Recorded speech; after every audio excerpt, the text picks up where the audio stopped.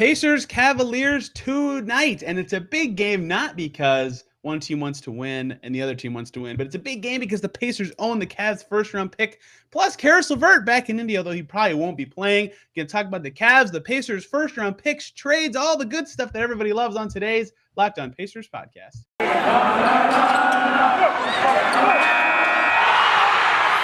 You are Locked On Pacers, your daily Indiana Pacers podcast.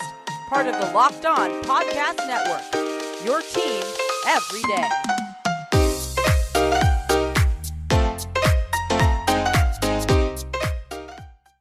Welcome in to another edition of the Locked On Pacers podcast, where we, of course, talk about the Indiana Pacers as always. My name's Tony East. I cover the team for Forbes and the West Side Community News, and today, officially in the middle of the Big Ten tournament, stealing Gainbridge Fieldhouse, the Pacers finally get a home game, their only home game in about a 2-week stretch. They play the Cavs tonight, and there's a lot to talk about with the Cavs and the Pacers, and very little of it has to do with the actual basketball game being played tonight in Gainbridge Fieldhouse. The Pacers own the Cavs' first-round pick, and it's kind of iffy on where the Cavs will land, if they'll be in the play-in and then maybe not have to trade their first-round pick, although maybe that's okay. And Caris LeVert's on the Cavs now. How does he look? And also the Cavs are doing something the Pacers couldn't do for years, which is make two big lineups work. So there's a lot of fun topics centered around Pacers Cavs, and very few of them have to do with the game tonight. And joining me to talk about all of those things from Locked On Cavs, Fear the Sword, Dime. You've probably heard his voice in this podcast more than most other people on planet Earth. Chris Manning. Chris, how's it going, man? Doing good. We were talking before we started recording that you're not doing draft stuff, and like I respect it. I just want to let you know that I did a tankathon sim for only one Pacers first pick. I'm just saying. Hey, you were welcome back on the show now. I'm just saying. You have good luck from doing Cavs tankathon spins for years. My time thinking about the Cleveland Cavaliers has been defined by two things: lottery luck and LeBron James. So here we are. Yeah, this is a unique year for the Cavs because they're good without LeBron for the first time in, my God, since I was like 6, 7? It's been a while. It's been a while.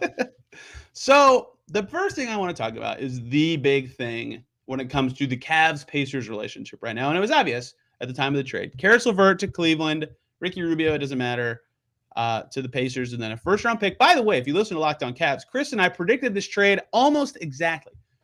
Cavs lottery protected first comes to the Pacers. Rockets second comes to the Pacers. So that first looked kind of good, and now I'm a little on it, Chris. So the Cavs currently are 6th in the East. That is a playoff spot. There are 3 games ahead of the Raptors, who are in 7th. They just beat the Raptors this weekend. They're actually closer to the Raptors in 7th, or excuse me, they're actually farther from the Raptors in 7th than they are from the 2nd seed. They're 2.5 behind the 2nd seed, although the Sixers are about to beat the Bulls. So they look pretty firmly entrenched in 6, and yet Jared Allen just got hurt. They've won 3 of their last 10 games, 4 of their last 10 games now, excuse me. And I just see the Nets there. I see the Raptors and Nick Nurse, who always finds ways to do things. And I wonder, could they involve the play-in, and then all of a sudden it's just 2 coin flips, the Pacers lose their pick? How confident are you right now, after all that hoopla I just said, that the Cavs are going to be in the 18 playoffs in the East this year? I think they're pretty likely at this point because, number one, as you mentioned, they have a 3-game lead on Toronto. They just beat Toronto, so they have a tiebreaker over Toronto now. So they have an advantage there. They are, I think, in a tricky spot now because of the Allen injury, and they're going through they have a brutal stretch coming up. So they play Indiana on Tuesday. They're in Miami. Friday. They're in Chicago Saturday, and then they play the Clippers, the Nuggets, and Philly next week, I believe. And they play Philly like three more times total the rest of the year. So they're going to get Embiid Harden like 3 times. It's a tough stretch.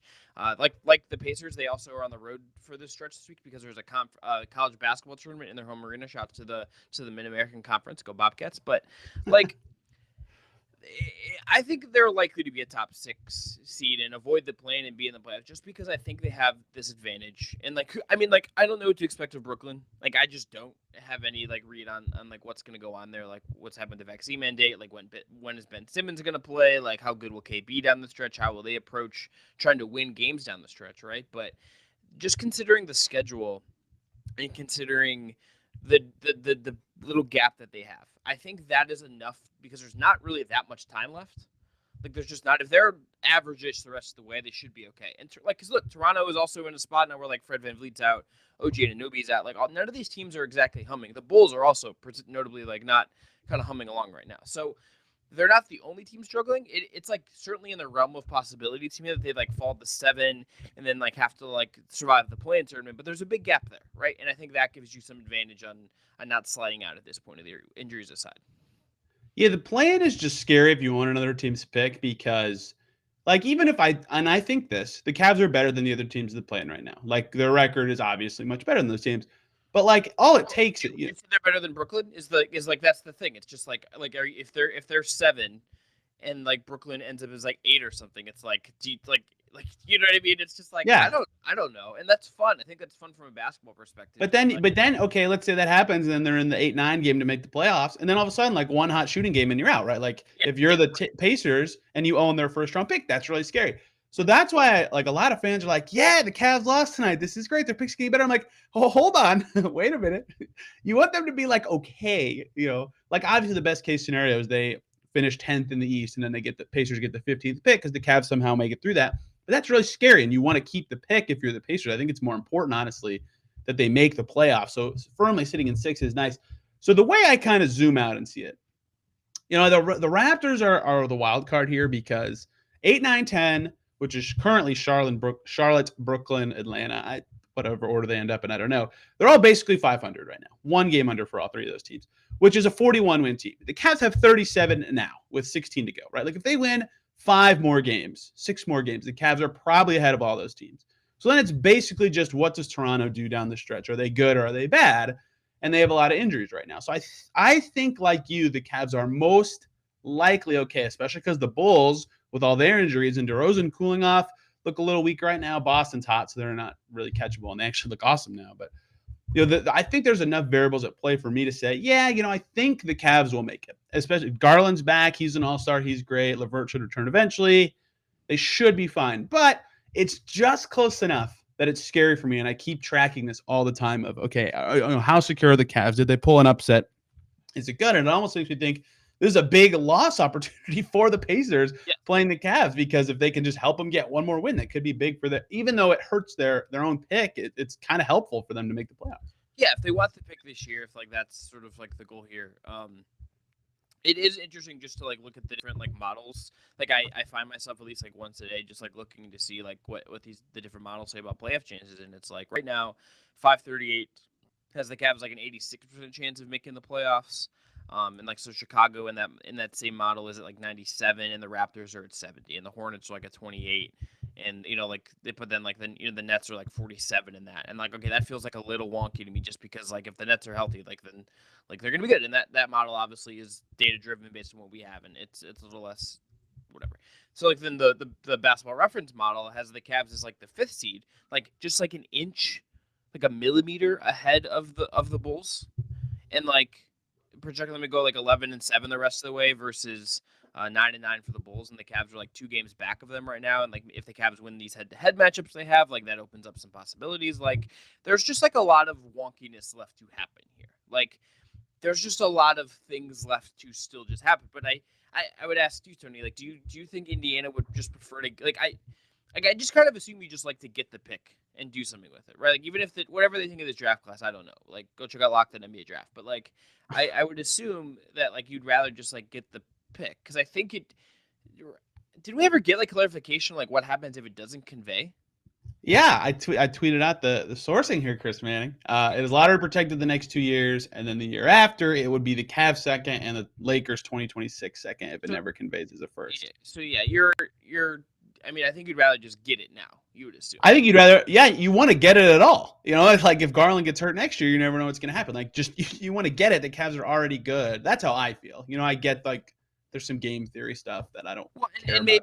And maybe if you're Indiana, you assume that like next year the Cavs, like with assuming they've had some wonky health, and maybe you assume they're healthier next year, and maybe you assume that like Mobley takes like a massive step next year. Like maybe like you assume that like right now this would be like the 19th pick in the first round. That's not like obviously like a surefire you're getting a starter pick, but like that's a good pick. I'm good with that pick. Yeah, I agree with that. So I think Just getting it now is nice. So the Cavs have 18 games left. If they win 9 of them, they'll have 46 wins. That would require Toronto, who has the 10th hardest remaining schedule, to go 12-6. That seems tough for Toronto. But Cleveland's schedule, like you said, features some hard games as well. So I think I'd probably put it at like, this feels a little high, but I'm just going to say it. I'd probably say 80% chance in my head that Cavs make the playoffs, right? And that includes a play-in where if they're even if you think it's a coin flip every game, if they're in the 8-9, it's a 75% chance they make it. It's probably higher than 80%, honestly, that they make the playoffs. But it's not quite high enough that I think that you can just ignore it if you're a fan of the Pacers. And that's why I think it's worth tracking all season how good they can do and how much this Allen injury could hurt them going forward. Mm-hmm. Absolutely. And look, they're going to be impacted by it. We're gonna find Tuesday. It's kind of fitting that Tuesday is our first instance of like finding out how much this Allen stuff is going to impact them in the short term as they kind of adjust to life without him. So let's talk about one Caris LeVert, a former Pacer now in Cleveland, doing his thing, although not right now, as Pacers fans know very well. He is injured for the Cavs, and he was oft injured in a blue and gold uniform. Before we talk about Caris LeVert, Chris Manning, let me tell everybody about the great people over at BetOnline.net. Football might be over this season, but basketball is in full steam ahead mode for both pro and college hoops. Big Ten tournament coming up, MAC tournament coming up, like Chris said. And for all the latest odds, totals, player performance props to where the next fired coach is going to land, BetOnline.net is the #1 spot for all of your sports betting needs. BetOnline remains the best spot for your sports scores, sports podcasts, and sports news this season. And it's not just basketball. They're your best source for hockey, boxing, and UFC odds at betonline.net for the most up-to-date information. Head over to that website today or use your mobile device to sign up and learn more about the trends in the action over at betonline.net. BetOnline is where the game starts.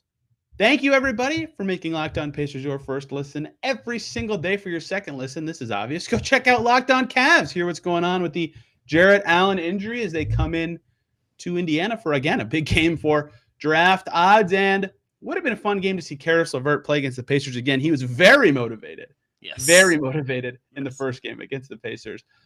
Caris LeVert is obviously good. There's a reason the Cavs give up stuff for him. There's a reason the Pacers traded Victor Oladipo for him. There's a reason his stats pop off the page. And yet his stats in Cleveland look yikes. Chris Manning, yikes. What have your impressions been of Caris LeVert since the Cavs acquired him from Indiana? So, like, he's played 4 games. He has missed now 6 games due to a foot sprain he suffered the Tuesday before they returned from All-Star break. Don't know exactly like when he's going to come back. He has had 1 game where he shot above 50% from the field, and every other game he's been between like 31 and 36% from the field. So, like, not great. He's come off the bench. Look, I think it's like pretty safe to say that this is like the worst possible outcome for like the start of the Caris LeVert Cavs era, right? Like, I mean, like the injury concerns were a thing. This is just a thing with him dating back to his time at Michigan. This is why he went later in the first round coming out of Michigan, originally coming into the draft. It's you haven't, because of the Garland injury as well, like we haven't exactly seen them get to develop some of the chemistry when they were going to be on the floor together. JB Bickerstaff hasn't really had time to like figure out the best ways to use him. Like I think like him, Love, and Allen is sort of like a core of like 3-man lineups would have been a really interesting way to go with like Jetty maybe playing alongside them, but like it just hasn't happened. And it's like I think Tony, you tell me what you would think of this if you're Cleveland, but like you're kind of running out of time this season to figure out like what you have to, like you acquired him to win basketball games and he's like not helping you win basketball games right now. And I don't know how realistic it is for him to like come back and just like, let's say he comes back next week. Like, let's just say he plays, like they get through this week and then he plays when they're back home next week.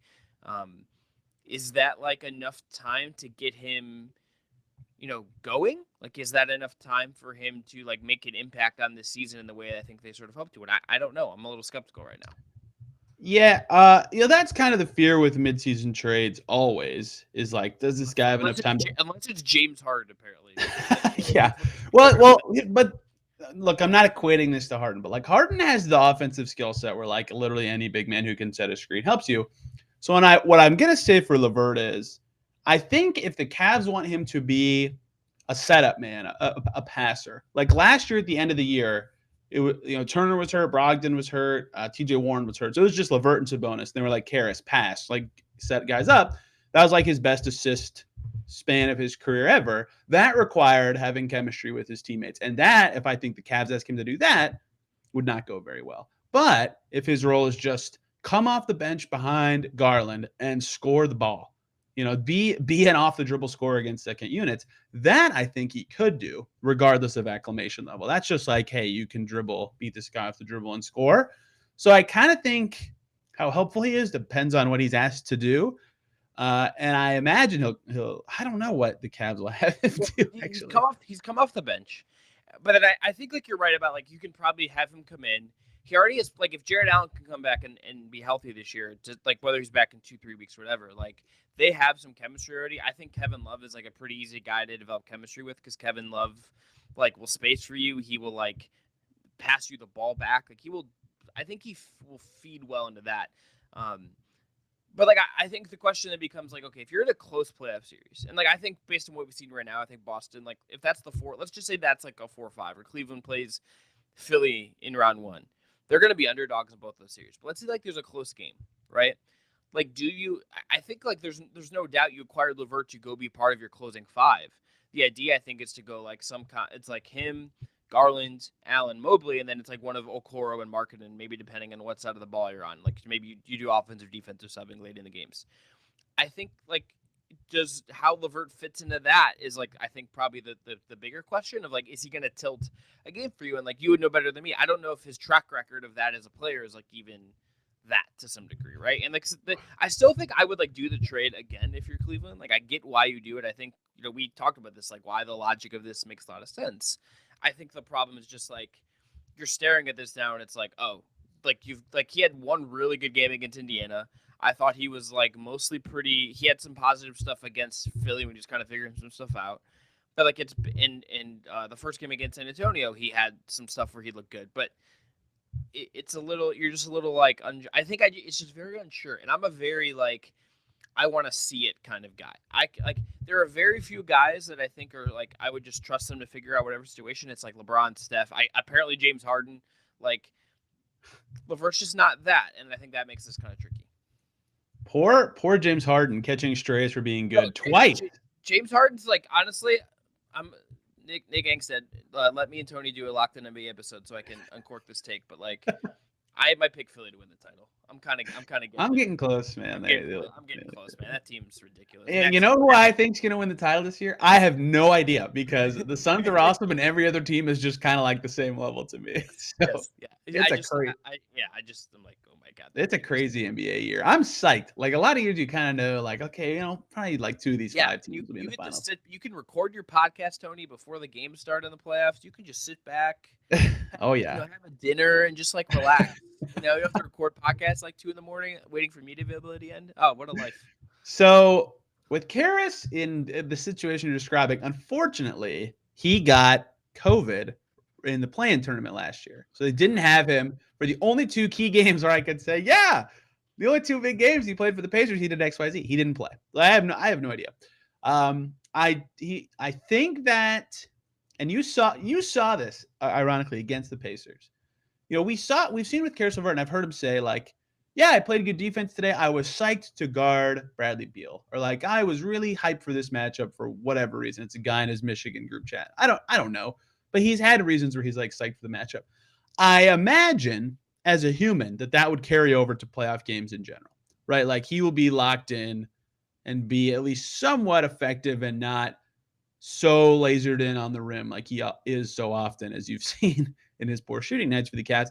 So I think he'll be fine, especially because, like, again, with the Pacers, he was option 1A or 1B all the time. In Cleveland, he's so obviously basically 2, maybe even 3, right? Because Garland is way better than he is. So I think he'll be fine. But the way he plays, sometimes he just doesn't fit with the group you have in. Like the ball sticks with him sometimes in weird ways. And he's got the symptom of a few players have this in the NBA where like there are some games where like the second he catches the ball, you're like, oh, he's shooting. I know that from section 107 right now. And those kind of things can happen in the postseason. So again, I think it's kind of about his role, and I think he could be fine for the Cavs when these games matter. But it's always stressful when you don't know, and the more time he's out, and foot things are always really tough. The longer it take to know. Yeah, I just like want to see it, and I would like this would be a fun week, for instance, to have. Like, I would like to see him against Miami. Like, Yeah. I would like to see like him against Indiana now that he'd have like a second time around. Like, it would be useful from like a tape perspective to like see him go against not just it's like again like it's a team he's played and all that stuff, but like it'd be the second time with Cleveland against that team, and like there's something to be gleaned from that second time through. So that makes it tricky. I mean, and this might end up being like we see what the impact is next year more than anything else. But like that also is just like kind of like a tricky thing when you think you made a pretty win now trade to get him to some degree. So I thought about jokingly asking you about Ricky Rubio. It was good for the Cavs when he played. Will not suit up for the Pacers. He's chilling in Spain. I think that's so funny for some reason. Who among us, Yeah, I asked Carlisle, like, hey, is Ricky even gonna show up? He's like, yeah, I texted him. He's in Spain. So he responded at like 3 a.m. I was like, oh, that dude's living the life, rehabbing back home. And doesn't matter what he does, collecting the checks. So no reason to talk about Ricky Rubio. He's not playing for the Pacers this year. Wouldn't stun me if they cut him later just to get a roster spot for some young dude to play for 10 days or something. So what I do want to talk about is Pacers fans, some of you need to plug your ears because this was the hot button topic for the Pacers for years and years and years. They played Sabonis and Turner together under 3 different coaches for 4 straight seasons. They started at the same time, various schemes, various styles, various teammates, and it never quite worked. Every year it got a little better, but the net rating with both of them on the floor was negative, but with either one individually, it was usually positive. And then this year, Carlisle finally figures it out, and they're plus together, and then they break it up. But it didn't work for so long, and they couldn't quite get it to work. And it never felt wrong. Like, Sabonis and Turner seem like 2 bigs that should theoretically work together, but it never did. And then I look at the Cavs this year, who are in their first season with Allen plus Mobley. And it just right away, bam! This is awesome. We're in the playoffs already. We drafted this guy. We're already in the playoffs. I mean, Kevin Love obviously having a nice renaissance is a big factor here, but the Cavs made 2 bigs work so fast. And it's not like their whole identity, but they're playing marking at the 3. Like, their super size is something so fascinating to me that I thought was not going to work and is working very well. What did JB Bickerstaff do? What did Darius Garland do? What did the Cavs put in their practice facility? What sort of Superman opposite of kryptonite thing have they auraed their arena in to make these double big lineups work? Because the Pacers could not figure it out, despite having 2 guys that in theory should have fit together. I also just want to say I just saw a video of Victor Oladipo dunking, so like real tough stuff. But not a good day for Pacers. Yeah, it's like looking to see if there's like any like Jared Allen updates. And let's talk about a bunch of ex-Pacers thriving not on the Pacers. Yeah. Tor correct, but I think it's the talent, right? Like I think Allen and Mobley offensively, like still, I actually think that's still kind of a question mark. It so much depends on what Mobley's going to become offensively, because like he's not actually that good of an offensive player yet. His impact in the league this year has been defensive first and foremost. He's an outrageous defender. Like I think he should be in one of the all defensive teams. He's been that good to me. Allen is also just like a guy who like very much just like fills his role, and I think that is probably part of it too. It's like one of these 2, like Mobley's on super duper star path, right? Like he is gonna just keep growing into his role, but he's all into like bigger and bigger roles as he goes on. But he is not tied to like this specific vision of himself. And like I found Jared Allen to just be a guy who's like he wants to just like Jared Allen's like 2 goals on a basketball court are to like dunk and then try to block shots, and he just like anything else he does is sort of just like a bonus. And like I found that all the Turner stuff just sort of like illustrative of like, okay, like both these guys like have a vision of what their role is, and it involves like sort of like the other guy, right? Like it involves like cutting off sort of what some of the other guy does. And tell me if you think that's wrong, but I feel like that's part of this, right? Like I think like Mobley just willing to come in and like do what he does, and like they're gonna give him touches. They play separate at times, but like their success is built on their abilities defensively together. And then like there's some high-low passing stuff. There is like some Garland, frankly, deserves a lot of credit for kind of making this work and getting Allen and Mobley a lot of easy touches. And then they're just sort of like buying into what they're doing. I think that is just sort of it. I honestly think like a lot of the time, like how many how many players in the league are really like role proof? You know, it's like I think most every single guy in the league like has an ideal role to themselves, and it's somewhat about like accepting that role, maximizing your success in that role, and then expanding it if your situation arises. I kind of think like Mobley is like Allen is just in like the perfect role for himself, and then Mobley is like able to just like morph around that, and he's willing to do that. And I think that's it. I think like there's some tackle stuff JB's done, but I think it starts with the talent, and I think it goes from there. So I just need kind of yes or no from you here, but I've watched the Cavs enough to get the gist. Like Evan Mobley guards fours most of the time, right? Like he's Yeah, he it's like, plays like he'll either guard a four or he'll like if there's like a second big, he'll like guard the one that they're less worried about, and then he can just like play in space, help, all that stuff. So that is, in my opinion, you watch the Cavs more than me, obviously. That is, in my opinion, the biggest difference because Turner was better than Sabonis defending away from the rim, but Turner was so good as a rim protector. They're like, we can't take him off the center. We want him around the basket. So that by default meant, okay, Domas Sabonis is guarding fours every night, and he can't do that. You know, he's okay because he's strong. Like he can guard some burly dudes, but he's just too slow and he got better at it, but he's clearly better. We're seeing this in Sacramento already at guarding centers, right? Like that is an obvious thing. And so that is where I think the biggest gap will always be is that they could never maximize those two defensively because the way the total was better for bad Sabonis at the 4 and awesome Turner at the 5 is a bigger sum than guys at both spots. Yes. So they did the right thing. It's just that automatically put a hole in their defense, which is hard to overcome so often. So that was a big part of it. And then on offense, yeah, I mean, Turner thinks he has said publicly on the record now that he thought he deserves a bigger role on this team. And Sabonis did so well creating for other guys, but like without being a shooter, there's only so much gravity you can have. And he had a lot. He was awesome here. He was really awesome. Like trading him was a stunning move to me. Yes. But they just never quite fit the way it seemed like they could on paper. They didn't have enough extra shooting. Like Sabonis' best fit on this team for a long time was Doug McDermott. Like if they had a really awesome shooter with Turner and Sabonis more often, I think that we would look more fondly back on that era as people who watched that team suffer through the too big era for 4 years. But I think the defensive part's the biggest difference is that they don't fit defensively as well as Allen and Mobley do. But on offense, yeah, neither of them had simple roles like Allen does either. You know, they were a little more complex. So there's a lot of factors at play. And again, Carlisle figured it out. It was working this year. But I'm always looking around the league and seeing like, wow, all these teams are suddenly making two bigs work. And the Pacers just couldn't do it. And they had 3 different coaches try.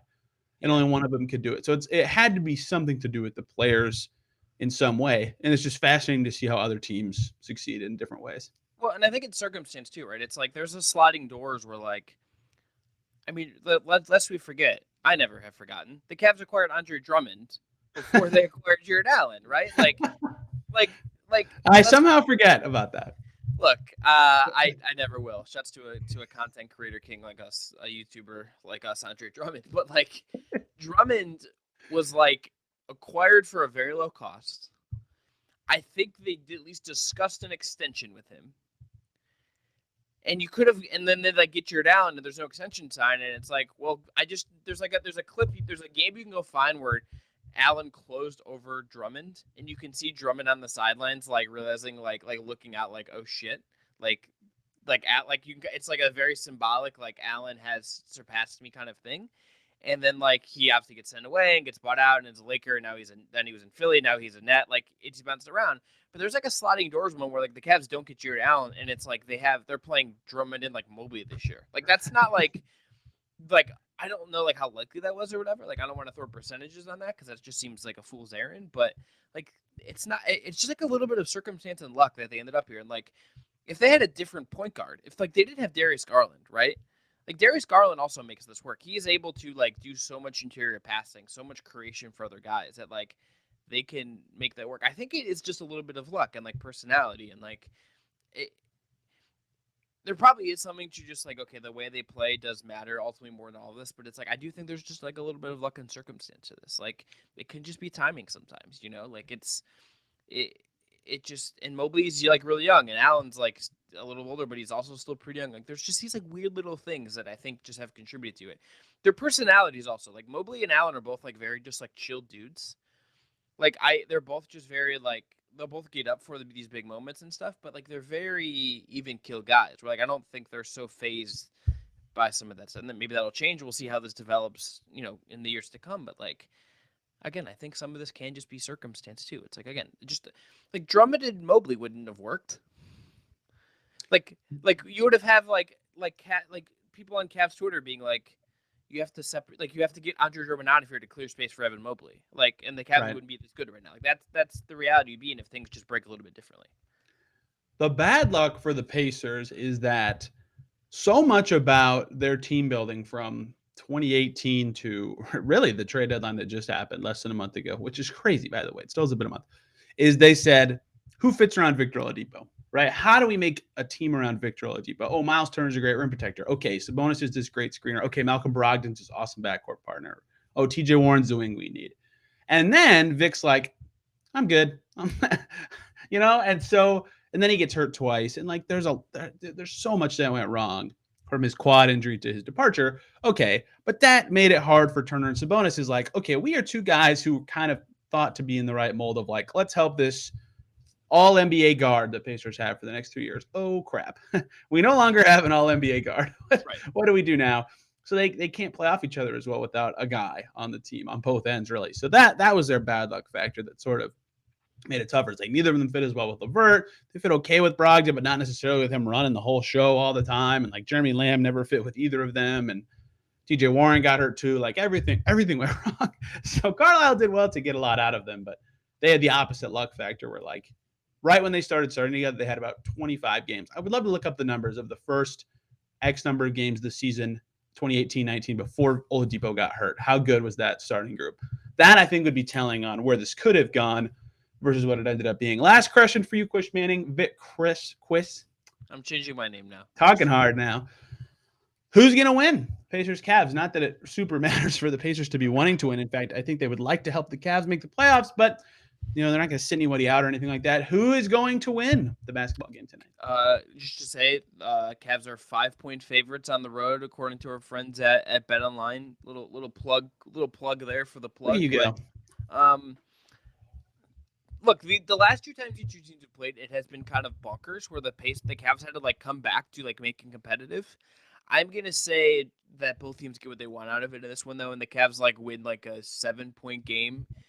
Evan Mobley is like the best player on the floor, and the Pacers like kind of get some lottery stuff going their way. That's what I'm gonna manifest in the universe. Just so like everyone can have like a positive Tuesday night, just like a good vibes all around.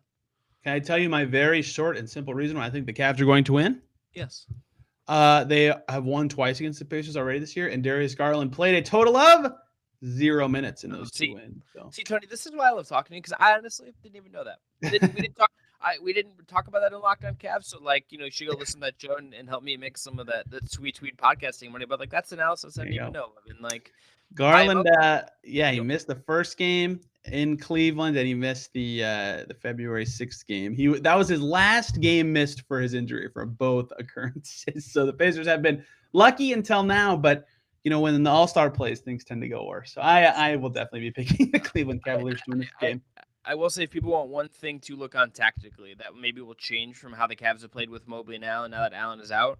If Mobley, as I would expect, starts at the 5 with Jetty Osman joining the starting lineup, I think the Cavs might play a little faster. I think something we saw them do in the Toronto game, and like that's obviously like a weird stylistic matchup too, because Toronto's just like, what are bigs? We're just gonna play a bunch of 6'8" dudes, and like Precious Achua is like 6'9" and is like our quote unquote big. What the Cavs decided to do was, Darius is not necessarily like pushing the ball up the floor at a very high pace, but like Mobley is like leaking out, and they're trying to get him to beat guys behind, right? Like Kevin Love is like looking to throw a lot more outlet passes with aggression. Like they're trying to kickstart quick, fast breaks where like defenses are still in that transition phase, and they're trying to beat guys down the floor. And I think that just because like Allen is so key to the infrastructure of the offense as a screener, as a role guy, they're going to try to have to manufacture some stuff that way. So I would look for that. Let's see if they try to push just a little bit more. Of course, Rajon Rondo might play, and Rajon Rondo's whole goal in basketball life is to like slow the pace down and not do that. So I could be an idiot and could be wrong. We'll see. The new Pacers play very fast, and sometimes when those games get like that, it like just drags you into the speed, So I have a feeling we'll be pretty up and down. We'll see. I mean, the Pacers smoked the Celtics last Sunday and then lost to Orlando and Detroit this week. So I have no idea what to make of them on any given night at this stage of the season. Look, lottery March basketball is a certain kind of vibe. Yeah. The Celtics are the best team in the league over the last month or whatever, and losing to Orlando is like that vibe in a nutshell. They since the All-Star break have lost to OKC, Orlando, and Detroit, and just beat the doors off the Celtics. It makes no sense for the Pacers. I have a feeling they're going to get smoked by the Cavs because Darius Garland is awesome. Chris Manning, thank you very much for the time, sir. Where can people follow you and all of your coverage of the NBA and the almost certainly going to make the playoffs Cleveland Cavaliers? Locked on Cavs daily, just like Locked on Pacers. Diamond Up Rocks, Fear the Sword. Technically Forbes, although I got to write that a little bit more. And for hire, if for hire, if anyone's interested. But primarily, if you're a podcast person, Locked on Cavs. Thank you all for listening today. Tomorrow, of course, breaking down what happens in this game, any other storylines about the team, and whatever player happens to have a great or bad game will certainly be a focus here on Locked On Pacers. And two cool, great guests coming up later this week because the Pacers have a big gap of days off after this game against the Cavs. Should be fun to evaluate them in this last home game for a while. Thank you, everybody, for tuning in. Have a great day, and we will see you tomorrow.